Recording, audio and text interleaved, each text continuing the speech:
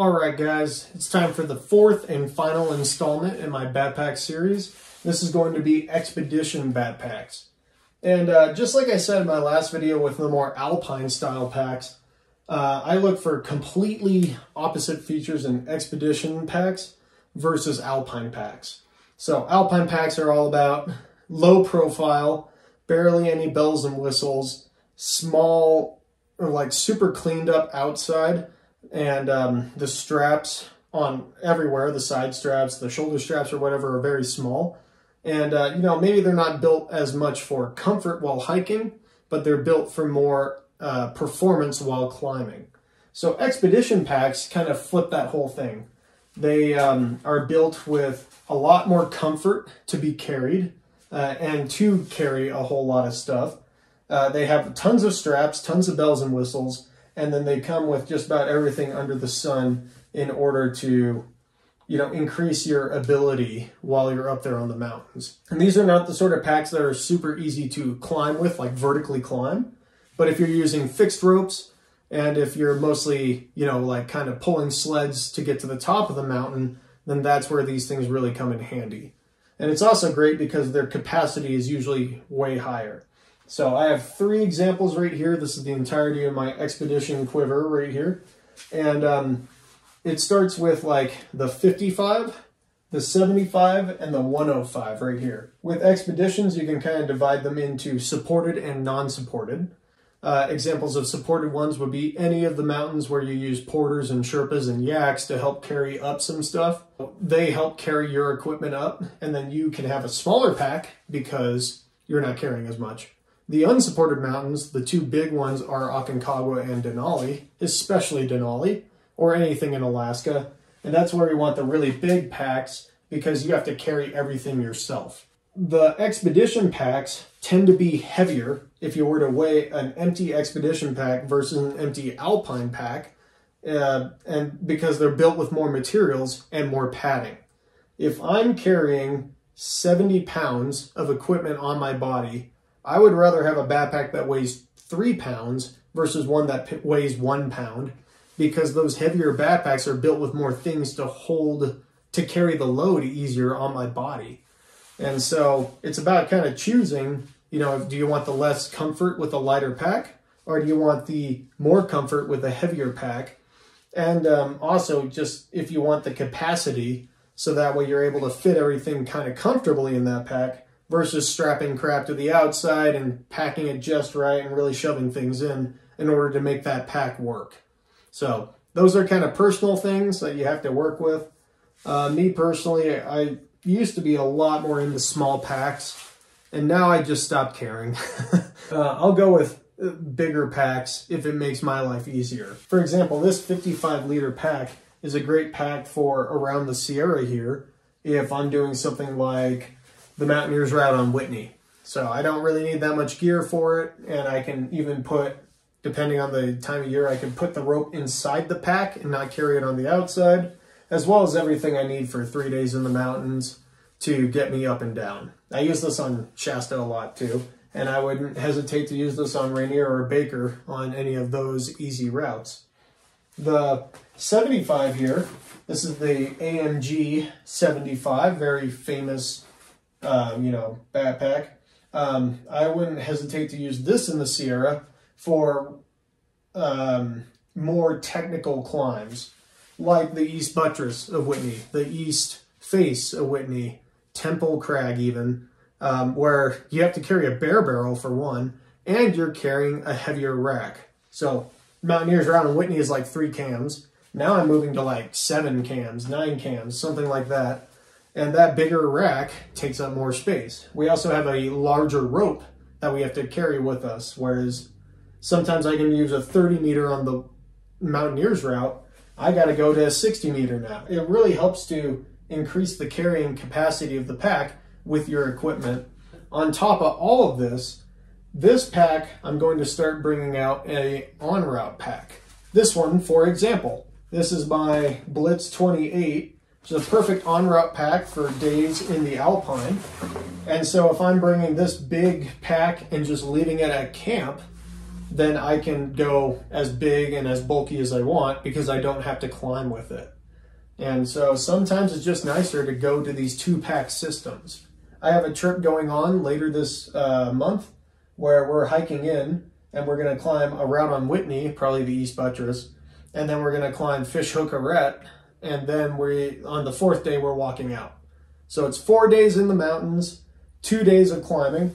I can just walk in with this pack and everything I need, and then I leave it in my tent, work with my en route pack those 2 days, and then we walk out with a big pack. Sometimes it's just easier to have a big pack, really.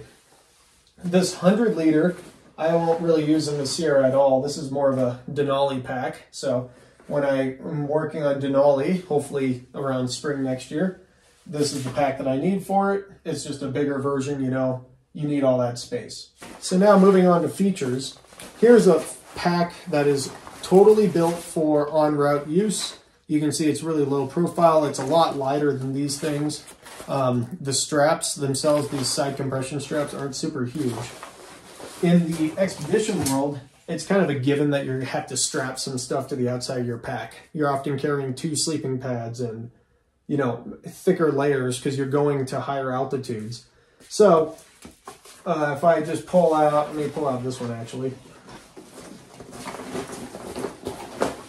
You can see the features on this pack are a lot more numerous and then more robust. And then you see this system for carrying. So they actually have a super fat hip belt which can rotate on its own to help with walking. You have hugely padded back piece, hugely padded shoulder straps. So obviously this thing is built to carry heavier loads. On the side you have these gargantuan side straps that are huge. So I can easily extend this out to strap a sleeping pad on this side. You have these giant straps on the bottom, so you could strap your sleeping pad there, or a tent or whatever. You have large hood straps that go way above the backpack, so if you have to overstuff this thing, then you can. The skirt that extends up also is very good for overstuffing.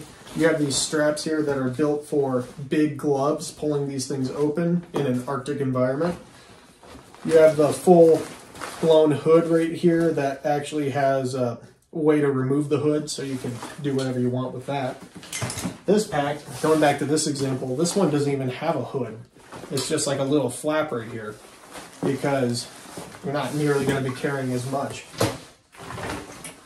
In addition, a lot of these expedition packs, or all of these, have a separate room for your shovel, beacon, or right, your shovel and your probe. So they have their own avalanche equipment room. This thing also has a giant front pocket right here for crampons. You can fit like 2 or 3 pairs of crampons in here, and then whatever else you want. On the side, they even included little, what do you call these things again? Like cup holders? or they have side pockets on this backpack too, so you can put water bottles or pickets in here. You get ski straps, so that way you can strap skis. And then another big thing with expedition packs in general, another huge feature here is this loop, which is for towing a sled.